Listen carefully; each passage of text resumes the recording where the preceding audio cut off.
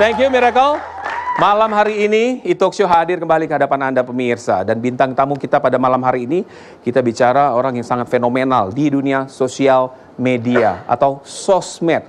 Sosoknya kalau saya sebut nama aslinya adalah Permadi Arya. Mungkin sedikit yang tahu Permadi Arya siapa. Tapi kalau saya sebut, dia adalah Abu Janda, bintang tamu saya. Tentu Anda kenal semua. Saya segera panggil Abu Janda.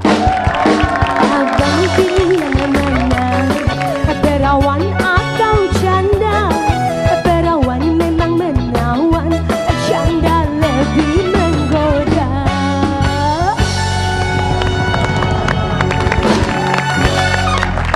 Perawan atau janda? Selamat datang. Terima kasih Mas Rizky. Abu Janda. Inggih, Permadi. Permadi. Inggih. Jadi pemanggilan Permadi aja ya? Permadi. Permadi. Tapi kalau dengan tadi lagu Perawan atau Janda ada kesamaan ya, Abu Janda. Bunyinya sama, tapi sebenarnya nama aku Abu Janda tuh nggak ada hubungan sama janda. Nanti saya jelasin. Tapi kalau saya bilang ada sedikit tadi, janda lebih menggoda. Memang Abu Janda lebih menggoda. Kalau itu saya setuju. Menggoda. Tapi sayangnya nih, kan? Iya kan? Tapi sayangnya ini di netizen ini menggoda membuli. Nah, itu dia salahnya itu kan ya. Memang ada pro kontra. Ada pro kontra. Kita bahas lebih jauh di sini. Ayo, silakan Abu Janda. Wah, jadi Permadi Arya ya. Inggih, Mas Rizky. Ya, Permadi Arya. Dia panggilannya Permadi. Ya namaku Permadi. Ya, Permadi Arya. Jadi akrabnya dipanggil sama teman-teman apa? Namaku Permadi panggilan. Permadi ya, panggilan Permadi. Panggilannya Edi. Oh, Edi.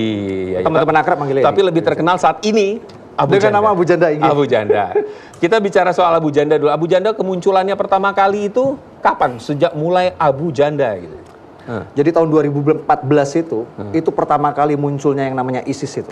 Saya yakin audiens di sini semua siapa yang nggak tahu ISIS. Bagi umat Muslim itu sangat menyakitkan hati itu. Ya. Karena kenapa? Karena yang dilakukan ISIS itu ya tidak lain dan kan tidak bukan teror, ya, mencoreng teroris, nama Islam gitu. Jadi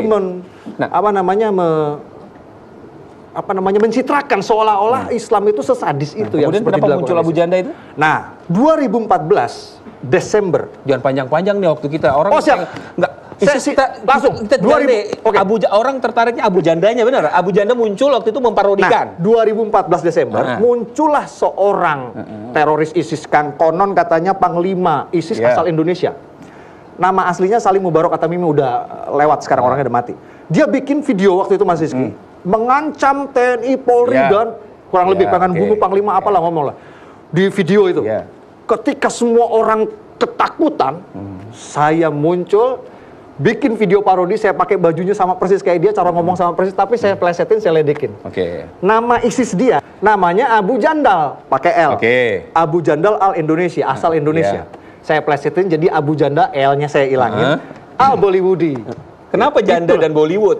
Maksudnya dari memplesetkan dari nama dia yang Abu Jandal, pakai L, saya ilangin L-nya. Iya, jadi janda.